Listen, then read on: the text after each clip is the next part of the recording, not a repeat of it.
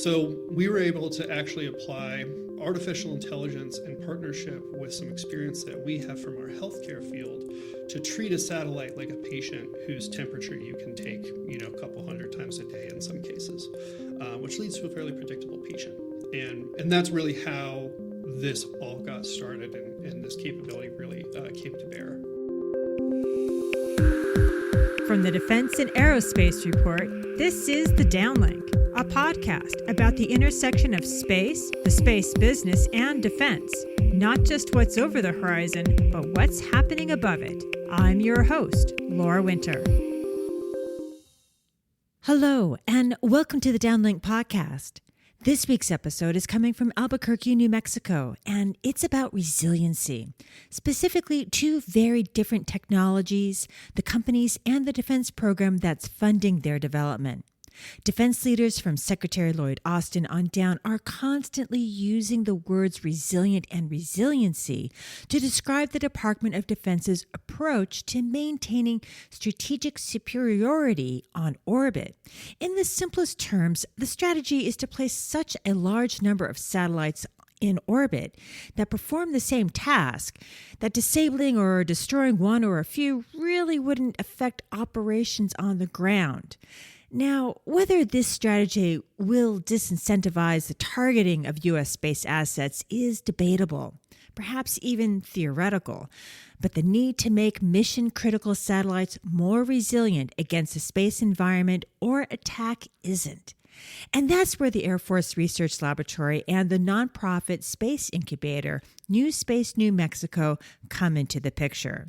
Together, they have selected 18 companies to participate in their Igniter program. The AFRL is funding the Igniter program as part of an $11 million contract it awarded to NewSpace, New Mexico last year. You'll notice that the dollar amount isn't exactly huge, but neither are the companies. They're small businesses that are developing what could be big technologies. And when you follow the money, you can see what capabilities the DoD is interested in acquiring. And these technologies, like the threats they address, are anything but theoretical. But before we get to the companies and the technologies, I took a tour of the NewSpace, New Mexico Unite and Ignite facility and sat down with Casey DeRaad, the organization's founder and CEO, and Scott Maethner, who leads strategy and integration. Well, here's the tour and our conversation. It's fine. I think Casey, just go to the front room right there. He's here? Yeah, I'm here. Hey. We're setting up over here. Well, so here's our place. This is the launch pad. We had, so we got some congressional funding to set up what's called a NewSpace Innovation Hub. And the first part of it is to set up collaboration centers that the companies need to help. And so the first stage of it was to set up kind of a prototyping center. But companies can come in, use it. They can have meetings here. They could come do prototyping. They could just have a desk. They could come sit and work. We have a lounge area. And anyways, one of the things we say that NewSpace New Mexico does is we unite and ignite space. So we unite by bringing everyone together, and then we ignite by providing resources, help these companies move faster, get through, accelerate their pace of innovation. So our launch pad is set up in the Unite and Ignite, like over in this area. We can have events, we can have people over. That area is the Ignite, where we have equipment from companies, and companies have said what they need. So one, they wanted a clean room, they needed a thermal vac chamber. So we've been slowly getting equipment that the companies say they need. So trying to help them with like these high cost items so they could come. Casey, Scott, it's really a pleasure to finally get to NewSpace, New Mexico, to the actual workspace. Hey, Laura, we're happy you're here, and we're happy to show you around. We're excited that you're here, and great to be with you. And Casey, tell us, how did you start NewSpace, New Mexico? I mean, you've been in operation for just a few years. Right. Well, thank you. I had a long history of working with the Air Force Research Lab, running a lot of the partnerships. Started out working on space systems, but later moved to leading a lot of the partnerships for the Air Force Research Lab. I would see from the inside of the government how hard it was for companies to navigate and understand how to get into the space system. So about 5 years ago, jumped out of Air Force Research Lab, started NewSpace New Mexico as a nonprofit. Our vision is to grow the space industry from New Mexico for the nation. And we have had a lot of great things happen, and I think we're actually making a little bit of a dent on that vision. So, and Scott, tell us about you. Well, I'm most of my career was in the Air Force. I was 25 years in the Air Force, and I did a lot of different things, mostly space. Interestingly enough, my first assignment was at Kirtland Air Force Base in Albuquerque, New Mexico. And as it turned out, my final assignment was at Kirtland Air Force Base in Albuquerque, New Mexico. And it was during that time that Casey and I worked together. I was in the Directed Energy Directorate. Casey was leading all the tech engagement activities, and so we'd worked together pretty closely. It's been 7 years since I retired. Casey reached out to me and was sharing her ideas about NewSpace New Mexico and convinced me to join her. So my role in the organization is I do operations and integration for NewSpace New Mexico. Casey, I've come here and I've met with a couple of the companies that are part of this program called the Igniter program. Can you explain what's the point of the Igniter program? okay, well, we started out where one of the first things we did in starting NewSpace New Mexico is, we want to grow the space industry. So what does industry need? NewSpace New Mexico, I'd say our biggest niche and expertise is that we actually listen to the companies. We have convened them. We've asked them, what do you need? We tried to listen to the companies and understand where are their barriers, where are the gaps, where can NewSpace New Mexico help?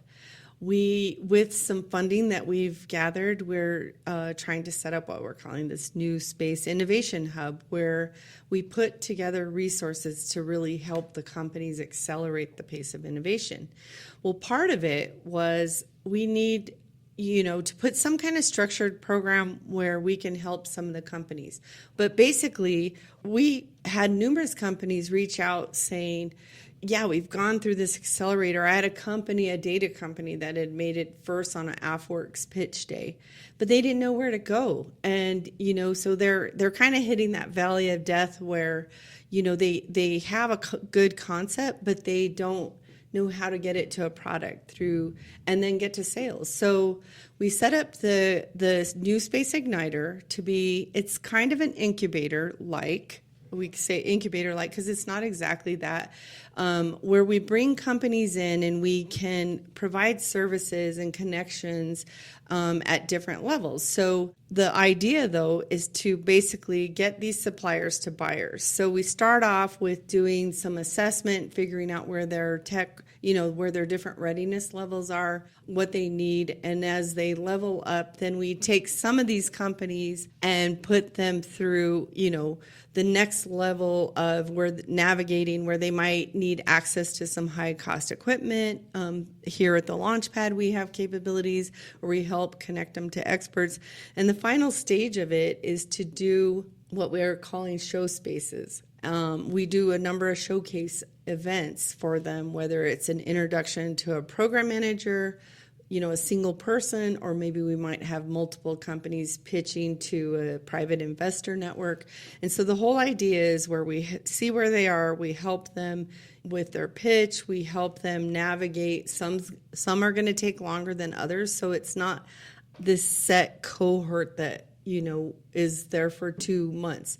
So we're going to be working with these companies, and the goal is that we do more and more like what we did with RS21, where we get them to those customers and to this sustainable funding at the end of the program. Now, Scott, it would seem to me that a lot of the companies, if not all of the companies, and I could be wrong, and please do correct me, are looking for contracts and getting this mentoring basically in a direction to work for the needs and to fulfill the requirements of the Department of Defense. And am I right about that?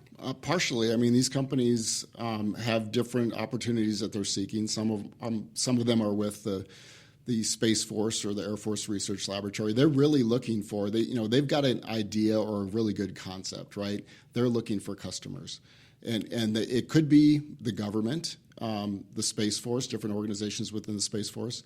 It could be other larger companies. So they're looking for those opportunities who might be interested in their concept. They're looking for those sales that Casey talked about. So the Igniter program, is taking those concepts and then helping them build out their prototypes and their products and then getting to sales, getting in front of potential customers. And so that's one of the ways that we're different is this NewSpace Igniter program. There's a lot of activity out there with respect to different accelerators, and they're really good at sort of doing a assessment of who's out there, right, and who has ideas. We positioned ourselves a little bit downstream. So we're targeting small and early growth companies that have a mature concept. They have something there, right? And that's what we sought out with our application process. And so we, for this first round, we've selected 20 concepts and 18 companies to work with them. Was particular theme to no, what you were looking for? That's a great question. This is the first time with this program, and we were thinking about should we, we're talking with our partners at Air Force Research Laboratory. We could have easily focused on a particular theme. For example, trusted autonomy was a theme for the Hyperspace Challenge, right? We purposely went out and said any space-related concept for this first go-around, right? So we have a whole host of different concepts that these companies are pitching or they applied for. Anything from launch concepts to artificial intelligence to position navigation and timing technologies. We have a very wide range of these technologies, the basis for these concepts. In the future, we may target a particular subset based on what the needs of the government might be. So, but for this first round, it was any space-related concept, which is exciting. I think as we go forward with this, we'll have the opportunity to pivot and focus in on certain areas, but at the beginning, it was just anything related to space. I'm just going to sort of, counter that just a little bit, just because, I spoke with Bill Goodman and now the folks over at RS-21, and you just mentioned launch. All these things, though, do build upon the concept of making our military, our security space, and hopefully I'd like to think even the commercial space actors as well as civil space more resilient, whether it be, natural occurrences or things that are basically nasty, man-made sort of attacks on our space infrastructure. Am I just seeing that wrong, or I just sort of lucked out and bumped into these two companies that are really looking hard at resiliency? No, I think you're right. I think resiliency is an important concept for the Space Force right now, and I think the real advantage that we have in the United States is our innovation, and the government has realized that to be successful, to continue to be successful in space, that they're going to have to leverage those commercial capabilities. And it's exciting to see all the programs that they've put in place across the board, and we're happy to be part of that whole enterprise. Well, and I've talked about where early discussions on resiliency was, where the military just had these huge, exquisitely designed everything but the kitchen sink in capabilities, and a big fat target basically. And they talked about, we need to have these smaller satellites or these networks and be able to replace and so on. But I also think the resiliency in what we're doing with the Igniter is really helping open up the aperture to more players. 10 years ago, it's a lot of large companies, especially on the military side. There was not very many contracts to not very many contractors or providers of innovation. So what we're doing is really like opening that up, making sure there's more entrants, helping them navigate through this very complex system that we call space industry. And so what is going to make NewSpace New Mexico resilient? Been here for 5 years. You've got an amazing crew of people out there, mostly kids, mostly interns, but you've also got Scott. Adults. We have a few others. You have a few others. What do you need to be more resilient? Well, for me, right now, we have a lot of the products and being able to put on forums like our Space Industrial Base Conference, being able to have this launch pad and some of these capabilities for our companies. We're funded with a grant, and we're very thankful for that from the Air Force Research Lab, which is really great. But what we've told the team is this gives us a chance to test out some of these capabilities or some of these services the companies need while we're covered with a grant. But in the long term, maybe the companies would pay for these services. And so the resiliency is if we're doing good things and we're really listening to these customers, I call these small and medium-sized companies trying to get into the space industry, our customers, if we're doing the right things for them, we're gonna, funds and resources are gonna continue because we're doing the right thing and it's needed. And if it's helpful, we'll stay in business.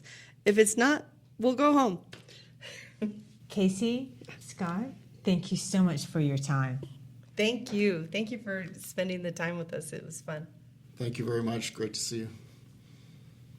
For our first Igniter company, we're going to start with the notion that in order to survive the harsh environment of space and solar weather, and what an adversary may use to disable or destroy a satellite, having armor would be pretty sweet. But armor is heavy, and the cost of launch is often measured by the kilo. Bill Goodman, who everyone calls Dr. Bill, may just have the answer for both defense, civil, and commercial applications. Dr. Bill is the CEO of Goodman Technologies. His company uses 3D printers to manufacture extremely hard yet lightweight materials that he says can provide the kind of protection electronics need to survive pretty much anything, including nuclear detonation. Here's our conversation. Dr. Bill, thank you so much for letting me come by. I am delighted to have you here today. So, Bill, take a moment and introduce yourself and just what Goodman Technologies does. So, I'm Dr. Bill Goodman. I'm the founder and acting president and CEO of Goodman Technologies. I started Goodman Technologies in July 2016. It was 30 days after learning that my 13-year-old needed heart surgery and 1 week after being laid off from my job. And I'll tell you, that's a perfect time to start a business. And here's the reason why. You cannot fail. So if you were to look at some of my blogs, I always have the little hashtag no failure zone. Failure is a choice. And in my world, and in my customers' world, there is no opportunity for failure. Well, so as I'm here in your headquarters, let's do a little show and tell. Want me to bring this over? You got that? Yeah, so let me, because you're going to want to describe things, I hear. Why don't we start with what looks to be a licorice wafer cookie, or perhaps a waffle iron? Indeed, sort of we can creation. start with that. It's kind of dark on, well, it's all very dark. It's very black. But on one side, it's very shiny, and it's got a mirror. In fact, one could possibly do one's hair in this. So what you're holding in your hand, Laura, is at the time, it was the world's largest 3D printed silicon carbide mirror substrate. We made this for NASA on a phase 2 small business innovation research grant. And then the smaller segment that you're holding in your hand there was polished up to a mirror finish. And then once one has that super polished surface, we're talking about fractions of a meter or a unit called microns. We put a specific coating tailored to the wavelengths of light that we want to move around off the mirrors. It's really light. Why is it so light? I mean, it's big, but it's light. I mean, it looks like it could be almost like a car brake kind of thing, but it certainly is not that kind of heaviness. That's a 10-inch diameter mirror substrate, and we've made them as large as 12 inches diameter to date. We have the ability to join together pieces, so the other substrate there is actually made by joining 4 things. This was to show scalability of technology. The reason it's so light is it's made with silicon carbide. And silicon carbide is the first cousin of a diamond. So I've got a diamond in my ring here from UCLA. And every atom in that diamond is a carbon atom bonded to another carbon atom in a certain arrangement.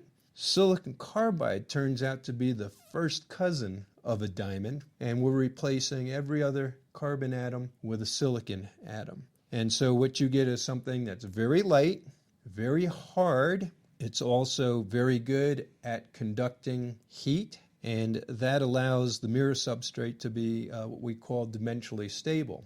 You've got all kinds of things in here that have been up in space. Indeed. What else you got? Well, in this little box over here, I have a bunch of things that actually come back from space. I've worked on a number of space missions in the past. Materials on International Space Station experiment. If I take all those first letters and put them together, it spells Missy. So I've had things fly on Missy 1, Missy 6, Missy 8. In the future, I hope to have some Regulus shielding on Missy 14. But I've also had things fly on the Air Force X-37B, their drone. And Can you talk about it? well, I can tell you a little bit about it. Yeah, do. But let me ask you a question, Laura. Have you ever held something in your hand that's come back from outer space? No, not until now. Well, you are about to do this, so here, why don't you take this little mirror that's been to space and back and hold that in your hand and tell your audience about what it is. It's about as thick as perhaps maybe 2 quarters stacked on top of each other. It's black, and for most of the sort of surface of the quarter looking thing, it's a mirror. That coating on the mirror was designed from the periodic table of elements up, and it had to meet several requirements. Number one, the coating has to survive the naturally occurring space radiation environment. So in low Earth orbit, we're in what's called the proton belt of the Van Allen belts, where protons get trapped and they interact with matter. Things can get charged. Electronics can be damaged. Things can become radioactive and release things like gamma rays, become gamma emitters. And so we needed to avoid that in these mirror coatings because usually with a telescope, there's a camera behind it. And inside the camera, like inside an iPhone, is a thing called a focal plane array. And if a pixel in the focal plane array of the camera gets tickled by a gamma ray, it washes out. It's as if you were to point your iPhone at the sun. That's the kind of image you would get. So that's not a good thing if you're trying to track things that are also moving at velocities of 7 kilometers per second or more. So we had to design the coating to survive the space radiation environment, a man-made radiation event, and going in and out of the sunlight multiple times a day. It had to be dimensionally stable, because if we're just changing the prescription of the telescope by fractions of a micron, it will go out of focus. And so that could become a very expensive missed opportunity. Indeed. Could be a bad day for someone somewhere. So recently, your company was accepted into the inaugural Igniter program. So what cool product are you engineering, and what's the deliverable? That's an excellent question.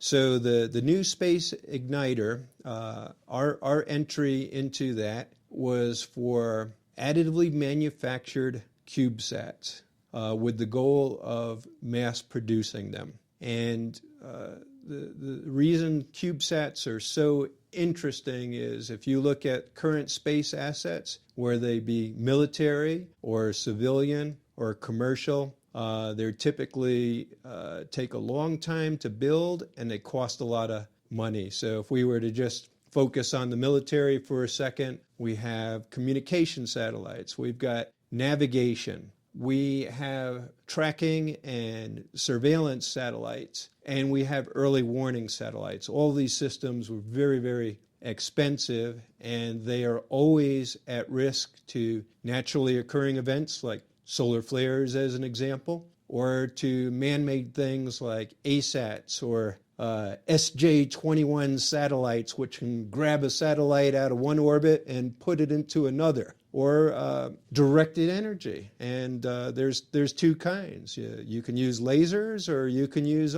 RF energy, microwaves, to damage things. And of course, you can always do a cyber attack on satellites. So some of the things that we've done here at Goodman were to develop the materials and the manufacturing processes to make nanocomposites and build CubeSats with telescopes on them. What's a nanocomposite, though? What does that really mean? I mean, nano, we know what nano is, but what's a nanocomposite?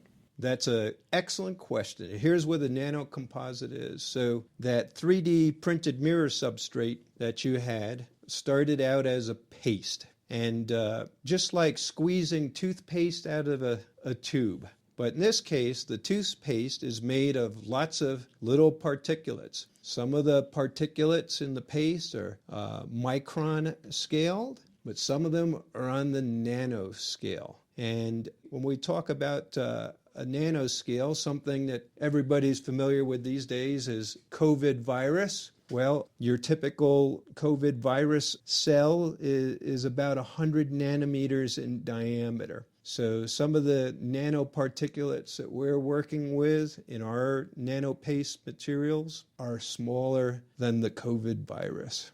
So these nanocomposites, you're able to print them, and you're able to print them in such a way that gives a kind of shielding to these CubeSats against, different kinds of radiation, possibly different kinds of directed energy attacks. How expensive is this?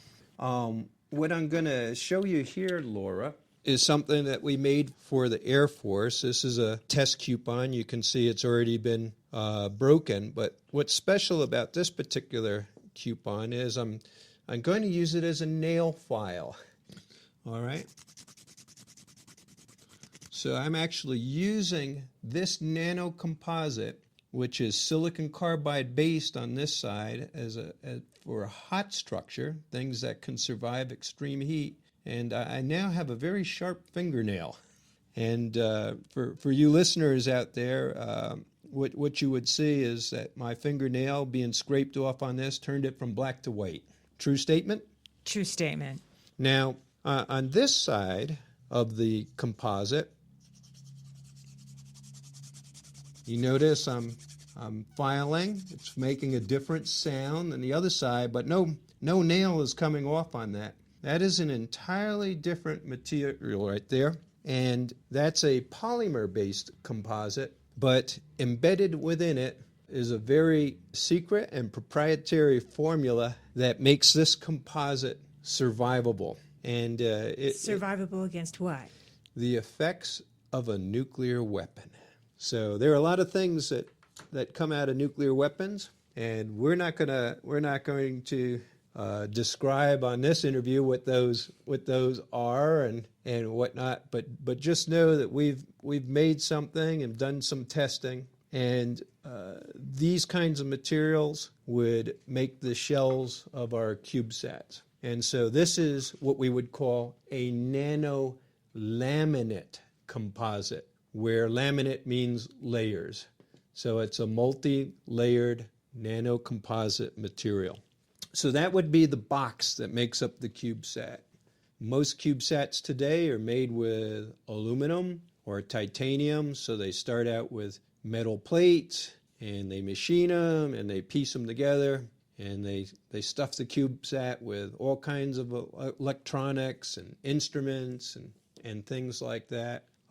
What we're going to do at Goodman Technologies, we have a NASA Phase 2 project where we're looking at automated robotic manufacturing systems, or ARMS for short, which can make large-scale structures. And then in that way, we will be able to make many, many pieces for a CubeSat, much the same way that Elon Musk makes Tesla automobiles. Now, in that vein, to talk about cost, recently I interviewed an Air Force physicist who argues that satellites, especially those that are commercial platforms in low Earth orbit or LEO, are somewhat naked. They're not launched with the kind of shielding they need, like if there was a solar storm or something worse, say a high altitude nuclear detonation. Now, I know this is a long lead in, but the reason I'm going after cost is that many of these companies rely on tried and true satellite hardware that's right off the shelf or standardized. And that way, they not only keep costs down in terms of developing their satellite, but they'll also know the weight up front, which then allows them to have a rough idea about how much it will cost to launch. So that's two costs that they're able to forecast and budget for. But if you harden a commercial satellite, those two costs will go up by a lot. I've heard it could be by a factor of even 10. So now here's the question. Can this scale, not just for military uses, but for the commercial sector in such a way that even relatively new entrants can afford it?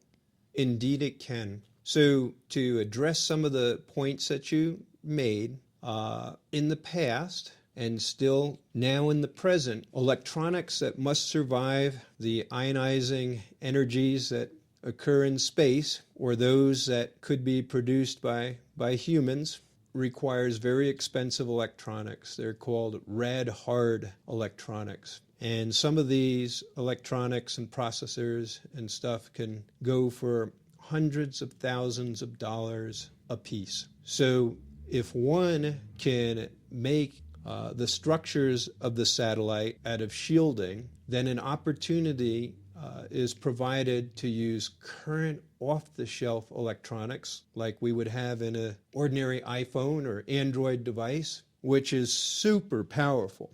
If you look at the electronics that are in these communications devices today and compare, to computers of yesteryear, they're just thousands of times faster and more powerful. Well, it turns out that the low-cost commercial off-the-shelf technologies and electronics are also much lower cost than these rad-hard electronics. So there is literally an opportunity to get order of magnitude or more reduction of costs by not having to use radiation-hardened electronics in your satellite systems.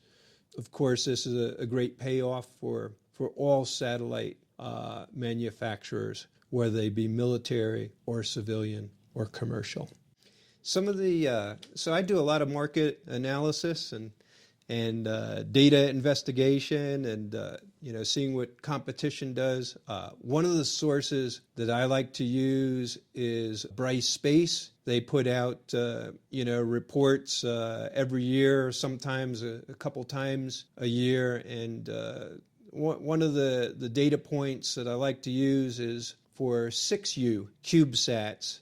The average cost in 2019 was about $2.5 million per CubeSat. And not long ago, we looked at a 12U CubeSat with a telescope on it to perform a mission for NASA, and this got into the hands of some of the military services and whatnot. And so we were making a much bigger CubeSat, a 12U, using our materials and processes and, having to account for partners and subcontractors and ground operations and things like that. We, at first blush, we looked at being able to do a 12U for about $5 million. That would have a lot of capability. And you could make a constellation of these 12Us that would have the same capabilities as a much larger satellite system that would cost in the hundreds of millions to billions of dollars and would take a long time to manufacture.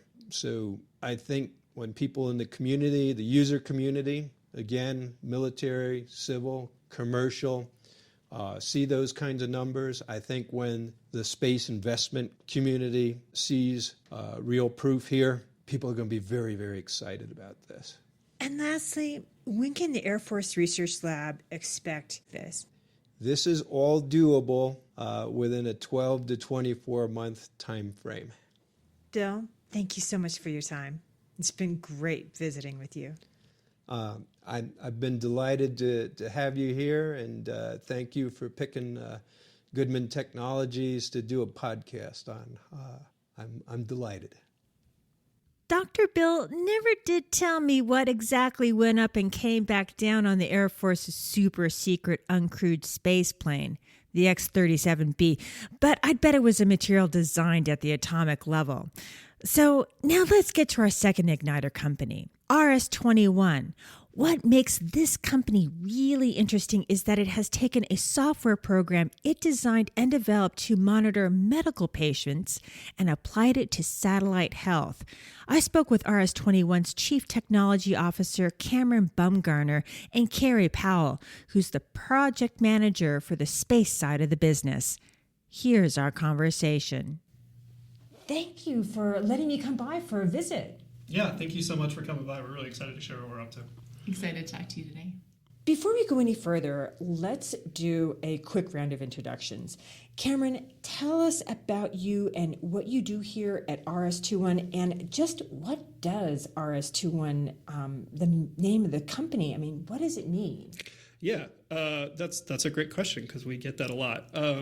So my name is Kameron Baumgardner. I am the Chief Technology Officer here, but colloquially I introduce myself as the head nerd. My job here is primarily supervising our technical capabilities, so what we call our functional staff, which are data engineers, data scientists, software engineers, designers, data analysts, and whatever we determine that we need next. We've built the company to deploy very advanced analytical and machine learning capabilities into spaces that are impactful for humanity. And what we've discovered is that you can't just have one of the pieces of this puzzle in order to understand, in order to really make a difference. You really need to have the whole picture working together to make these things matter. RS-21 got started 8 years ago and originally was very focused on climate resilience, disaster preparedness, and those types of things. So our original name was Resilient Solutions 21, which was already short for Resilient Solutions for the 21st Century. We could never get a client to actually say those 4 words together, so we just concatenated it to RS-21, which we get more consistency with. And Carrie, what about you? What do you do here? So I'm Carrie Powell. I'm a project manager here at RS-21. So at a small business, that means that I am doer of a lot of things. I'm the systems engineer. I'm the budgeting officer. I handle security. I herd all the cats. I write the documents. And I work primarily in the R&D and technical, the lab space, and DoD. If you pay enough attention to the military space leaders, whether it's through press releases or speeches, there's a word that's always in the talking points. That word is resiliency. But the funny thing is, you guys have been working on system resiliency in a very different commercial vertical. I mean, where did RS-21 really get its start? Yeah, we really got our start working in the federal government, but in DHS. We started to understand resiliency from a systems perspective, looking at interconnected infrastructure networks. Folks have a difficult time conceptualizing and understanding some of the complex scenarios that can occur between things like your water network, your electrical infrastructure, that all of that is now networked with the internet, right? Being able to understand, cascading failures or also things like criticality leads to some weird scenarios where, infrastructure in upstate North Dakota can have big impacts on quality of life in Chicago. So this really developed this way of thinking about these kind of complex challenges. And it's an interesting corollary because this is some of the same kind of thinking and problem-solving style that allowed us to succeed when we started to move into kind of the DoD space and into space formally. So how did you guys get into space? I mean, why space? It's not like, the other markets like, Department of Homeland Security. I know you're involved in healthcare. I mean, it's not like those things are like small markets. I mean, space is kind of like another thing. Mm-hmm. Yeah. Nobody has ever accused us of not being ambitious enough. Our mission is to do good with data, and these complex challenges are in a lot of different places. So that's where we've really expanded into a lot of different large markets, right? When we were contacted by the U.S. Air Force Research Labs, they invited us to participate in what they call the Hyperspace Accelerator Challenge, and it's an opportunity for DoD, program managers and kind of leadership to come to private industry and say, we have this challenge that we're having a hard problem addressing.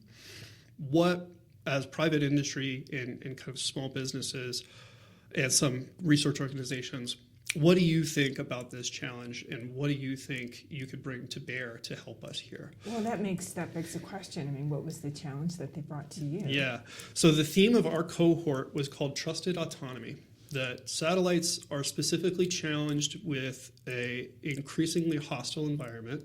They're extremely important assets, and they're a decent ways away. So you don't have, instant communication, and you can't just string a ladder up and go repair them, right? So they want to get to a place where these platforms are intelligently adapting to things that happen, adjusting to things like space weather or various component conditions and failures and things. When we got into the Accelerator Challenge, they do a great job of exposing you to some of the technical folks who actually deal with these challenges. And what we discovered is that to be able to take that next step and for the system to make the decision by itself, it has to first understand what's going on with itself, which turns out is more complicated than you would think. So we were able to actually apply artificial intelligence in partnership with some experience that we have from our healthcare field to treat a satellite like a patient whose temperature you can take, a couple hundred times a day in some cases, which leads to a fairly predictable patient. And that's really how this all got started, and this capability really came to bear. We were very fortunate to win the Hyperspace Challenge in our cohort, I think because of the speed with which our team was able to produce a highly responsive solution. But I think we've just been trying to hang on to the tiger by the tail since then. So, now I know that you've been accepted into the Air Force Research Laboratory's Igniter program. So, Carrie, what's the deliverable? So for our direct-to-phase 2 SBIR that we were awarded after the win for the Hyperspace Challenge, what we ended up doing was creating first a proof of concept and then a prototype, showing that on operational satellite data, this concept of using, like Cam referenced, treating the satellite like a cancer patient, right? Trying to determine how much life the satellite has left, predict when it's going to enter safe mode, show that works not just on the turbofan data that we used in the the Hyperspace Challenge, not just on this like turbofan fake data, but on real operational satellite data.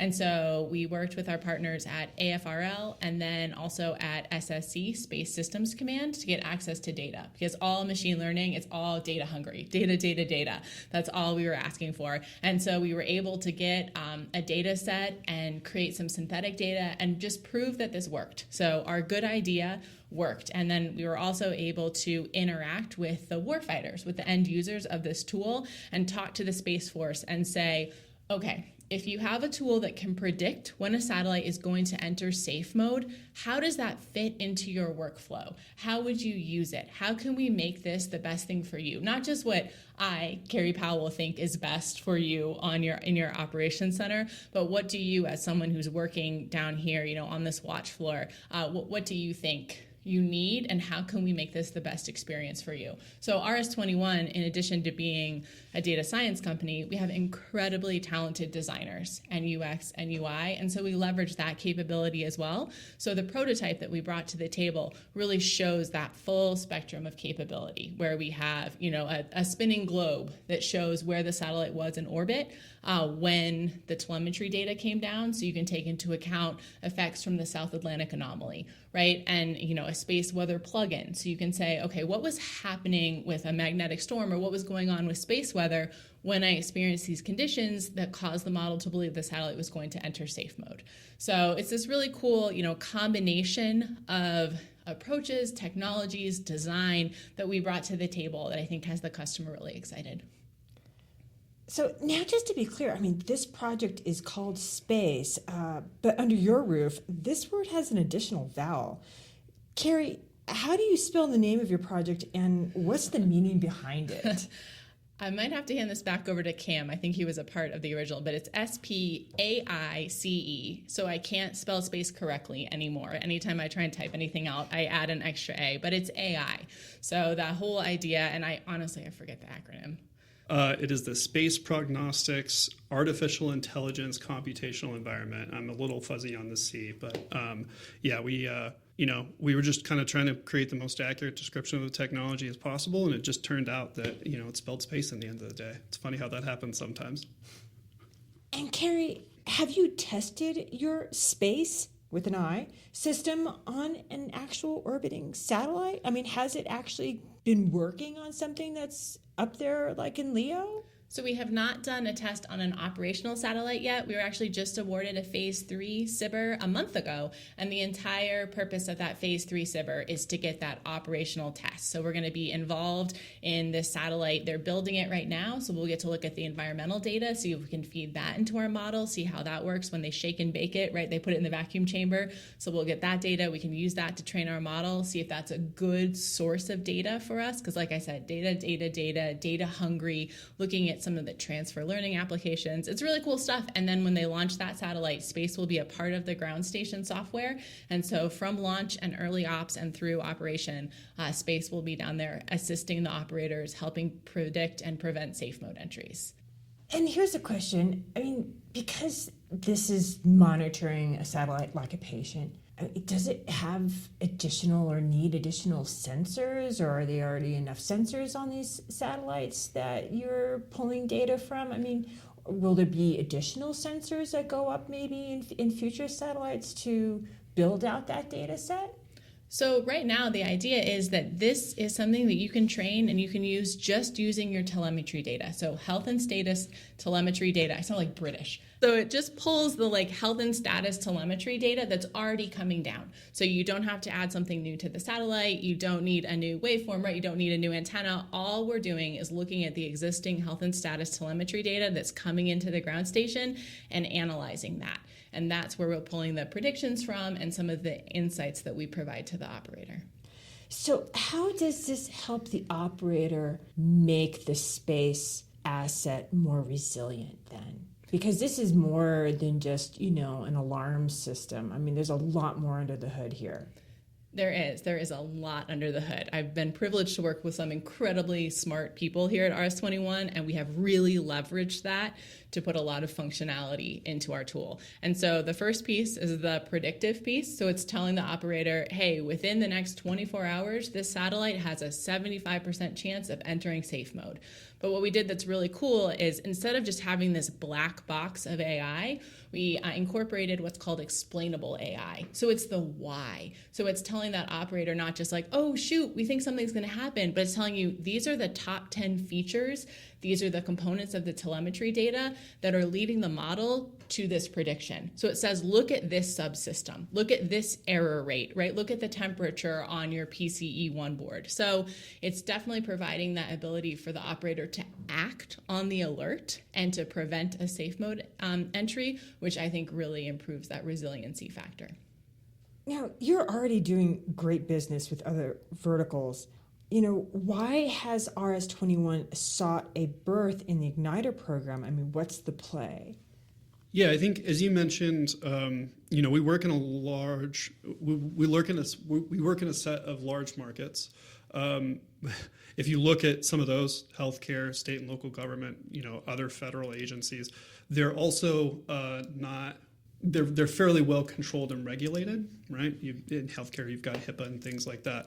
One of the barriers that we deal with as a, not a startup necessarily as much anymore, but, as a business. Right. As a smaller business, I unfortunately can't reach back into Jeff Bezos' wallet if I need to invest in something, right? Well, if he's listening to this, you never know. He right, might open Jeff, it for give me you. a call. Because, they're with Project Kuiper, Does Project Kuiper actually have this kind of software on board now anyway? I mean, are they building that into their system? Not that we're aware of. So that's maybe a separate answer, but we've been a bit astounded that this capability has not already been developed and deployed in other places. And we can talk a little bit of why we think we are kind of the first to the trough here.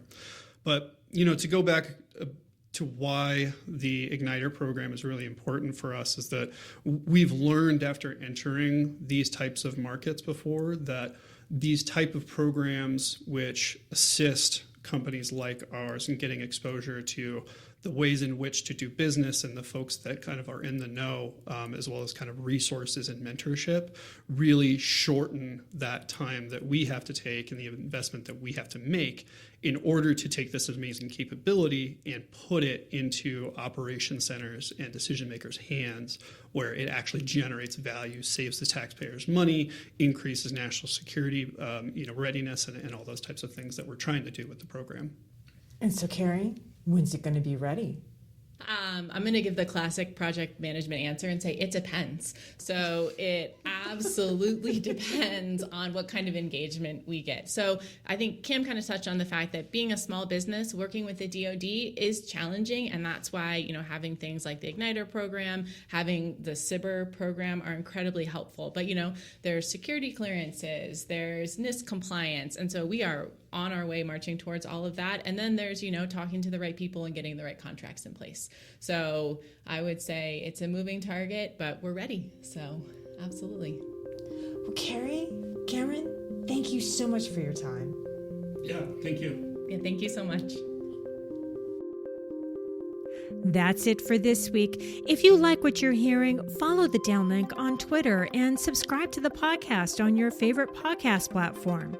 For the latest defense news and analysis, listen to the Daily Defense and Aerospace Report podcast hosted by Vago Muradian, and listen to Cavis Ships to hear the latest on what's happening in the maritime domain. I'm Laura Winter, and thank you for listening.